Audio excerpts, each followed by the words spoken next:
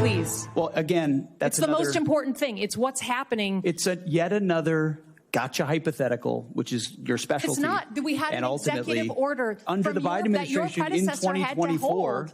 It's not a hypothetical. I refuse to accept. You give that answer all the time. You and I have done this dance before. Get over it, okay? In 2020, he's the president, your boss, the guy you're performing for right now, told the journalists this year that he wished he signed that executive order to your predecessor. And your predecessor said publicly, thank God, we didn't actually go forward with it. What are you going to do? You're the guy here in the seat. It's not hypothetical. Tell the American people, will you deploy the uniform military to our polls to collect voter rolls or machines? Are you accusing me of performing? Because you're performing for cable news right now. But just Mr. answer the question.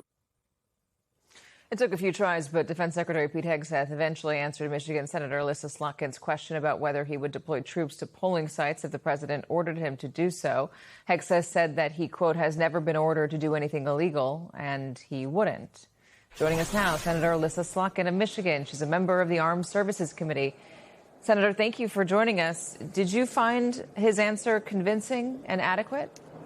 Well, look, I mean, he could have just saved everyone a lot of trouble and just said, I do not believe that we have a security threat that will ever require uniformed military to be deployed to our polls, and law enforcement can take care of something if there's a local threat.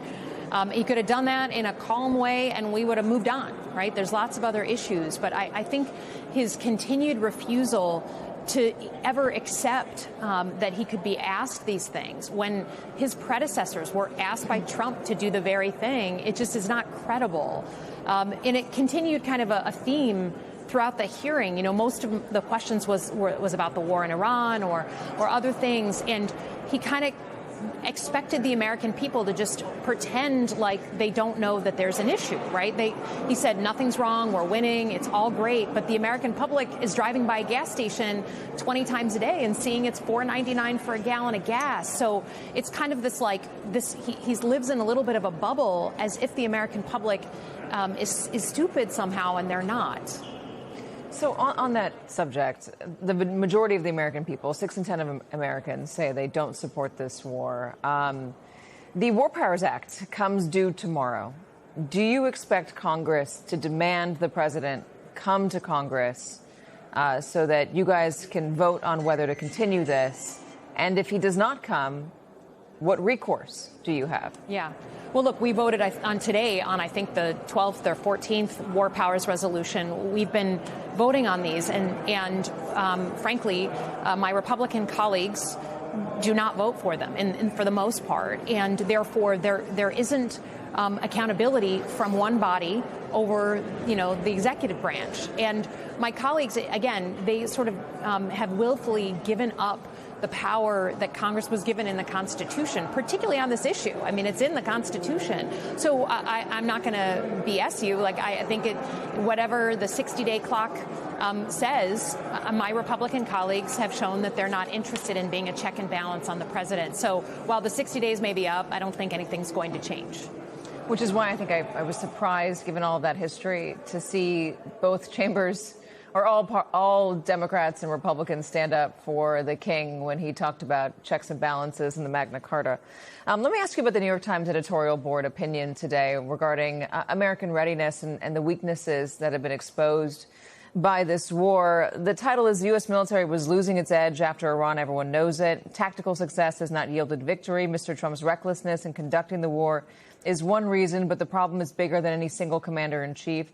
The United States has left itself unprepared for modern war. America has spent hundreds of billions of dollars on ships and planes that are good at defeating competitor ships and planes, but ineffective against cheaper, mass-produced weapons. The American economy does not have the industrial capacity to produce enough of the weapons and equipment it does need. And the country has struggled to fix these problems because of a sclerotic government and a consolidated defense industry that resists change. Do you agree with that assessment from the New York Times editorial board? Well, that was a lot. I would just say, look, we know that while our military is doing an incredible job executing the orders they are given, that leadership of a war is about political leadership from the White House and from the Secretary of Defense. And it's a lot easier to get into a war than it is to get out, and we are living that. And I certainly lived that in 3 tours in Iraq alongside the military.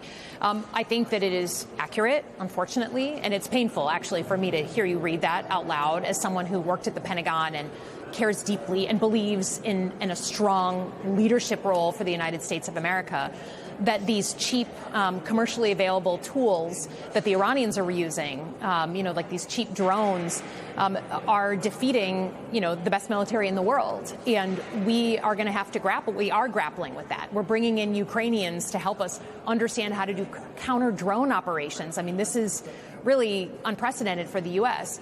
I think it's not that if we put our mind to it, we can't do things. It's that we have an overly bureaucratic, very slow, very traditional way of buying weapons in the military. And the world has moved on, and we're still using an old system. And that's a nonpartisan statement. Democrats had to deal with that. Republicans are having to deal with that. Until we understand that we need to be more nimble, we're going to have a problem. And I hate watching it play out on TV, but that is what's happening. So do you expect Democrats and Republicans to try to put some parameters around this budget that the Pentagon is asking for next year, $1.4, $1.5 trillion? I mean, we're talking about commercially available weaponry that is putting up a good fight against our very high-grade military munitions. Do we need to spend that much money? And if we do, will it be spent correctly, smartly? Yeah, I mean, certainly $1.4 billion trillion. Yeah.